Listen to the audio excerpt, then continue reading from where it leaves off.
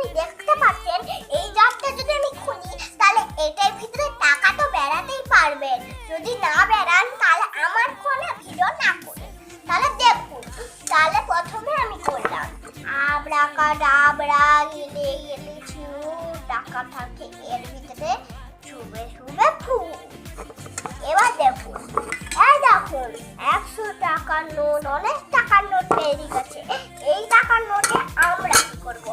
আমাদেরকে এই টাকাতে ভগবানকে ভিখারিকে দিতে হবে।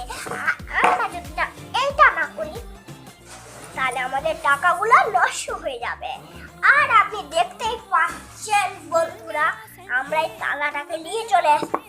মানে এই টাকাটাকে যদি করে করি তাহলে ভেঙে যাবে।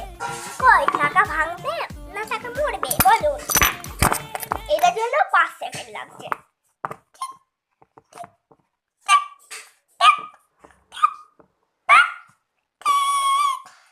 তাহলে আপনি বলতে পারলেন না?